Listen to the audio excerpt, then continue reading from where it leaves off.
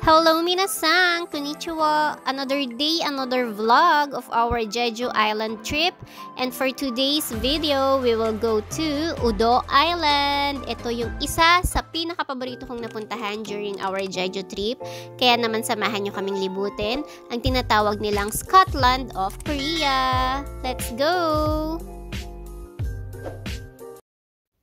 From your hotel, you can ride a bus or taxi going to Jeju Bus Terminal and go to bus stop number 2 kung saan nandun yung bus number 211 and 212. Yun yung mga bus na papunta ng Songsan Ferry Terminal. And this is the waiting area ng bus terminal where you can buy snacks and of course bus ticket kung wala kayong T-Money card. Bus ticket is 1,151 and travel time is 1.5 hour pero pwede siyang madagdagan kung maraming sasakay at bababa sa lahat ng bus stop na madadaanan. So ayan siya. Maglalakad ka lang ng konti para makarating ka sa Udo Ferry Terminal. So ayang building na yan na nakikita nyo, it's a parking lot so pwede kayong mag-park dyan kung may dala kayong car. And after a few minutes of walk, nandito na rin tayo sa Songsan Ferry Terminal. Ito yung terminal going to Udo Island. And if you're a foreigner, make sure to bring your passport dahil kailangan siya when you fill up the boarding card. And yes, kailangan po ng boarding card para makabili ng ticket. And let's go inside. Medyo marami lang tao during that time kasi holiday pala ang Korea that time. Dahil election. So, ayan siya. After mo mag-fill up ng boarding card, just punta ka na dyan sa bilihan ng ticket. And ticket price is 10,000 won for the round trip. After you buy the ticket, pwede ka nang dumiretso sa pinakasakayan ng ferry. And habang nakapila kami at nag-aantay na makasakay ng ferry, nakita namin to, Korean sweet siya. Chewy and sweets naman siya. So, it's worth a try. Let's go! Boarding time! Let's go to Udo Island!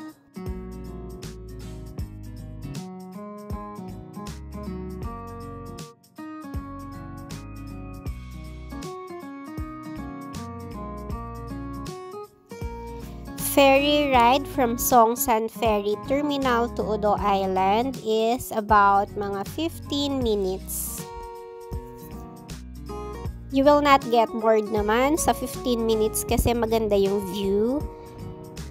And ayan na siya. Habang papalapit, makikita mo na yung pinaka-island ng Udo. It's so pretty. Nakaka-excite.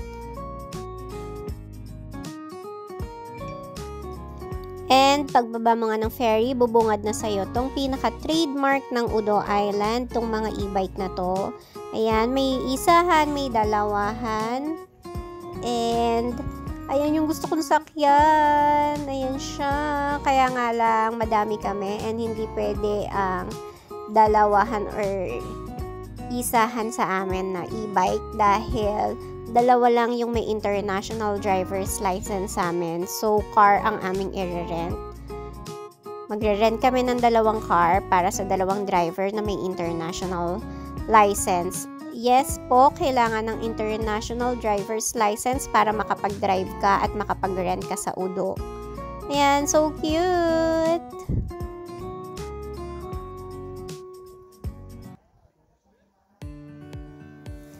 And ayan yung nirent naming car. Dalawang ganyan yung nirent namin. And simulan na nating libutin ng Udo Island. And a little trivia lang, may pa-trivia ang person. Jeju province have 63 offshore islands and Udo is the largest. And bakit nga ba siya tinawag na Udo Island? Udo literally means cow. Yes, it's a cow island. Dahil pag tiningnan mo, yung pinaka-map ng Udo Island is ka-shape siya ng cow na nakahiga. So, yun siya. Kaya siya tinawag na Udo Island. And while driving, syempre, titigil tayo sa mga sikat na tourist spot, kagaya nitong Mangru. Ito yung kanilang military communication facility during Joseon Dynasty. Ang cute, diba? Merong heart shape dyan na ano. Very romantic. Ayan. Kaya for sure, may mga K-drama dito na nasushoot, pero hindi ko lang sure kung alin yun. Hindi na tayo nag-search ng bonggang-bongga para doon, pero sobrang nagustuhan ko tong lugar na to. Very romantic siya. Ang cute, diba? And very Instagrammable.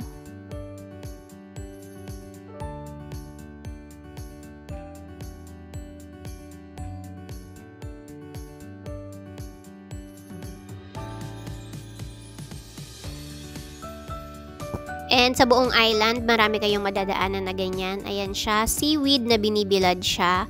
And nilalagay yan sa soup. And masarap siya, promise. Ito naman ay squid. Binibilad din siya. And ayun yung parang mini restaurant doon. Iiihaw nila yon para sa'yo. And while driving, ayan, may nadaanan din kaming local diver. Ayan yung parang nakikita natin sa K-drama. Yung kanilang henyo ba kung tawagin. Basta ganun. Local diver. And ayan siya, nakaka-enjoy talagang mag-driving lang dito sa Udo Island. Nakaka-relax yung mga madadaanan mo. And ito yung pinaka-isa din sa landmark niya, yung pinaka-white beach nila. Sobrang cute. Ayan siya. And medyo malapit na to, pabalik na to sa ano, sa pinaka-ferry terminal. Kasi paikot lang naman yung dadaanan nyo. And actually, yung mga dadaanan nyo, minsan may mga nagga-guide din sila kung saan kayo dadaan para malibot nyo yung buong island. May mga bawal pasukin like yung mga residential area.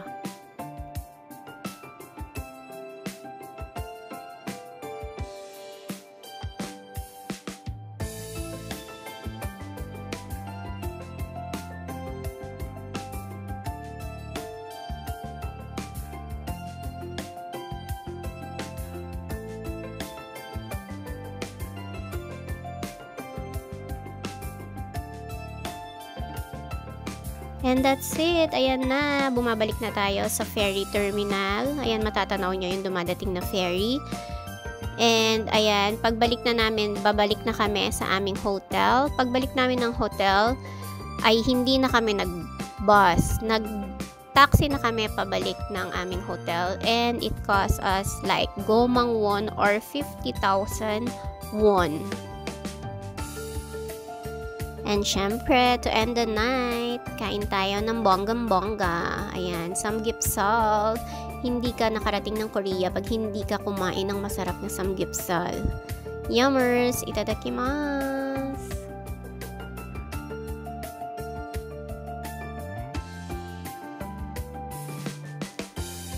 After dinner, party time! Ayan, ito yung isa sa bar na pinuntahan namin.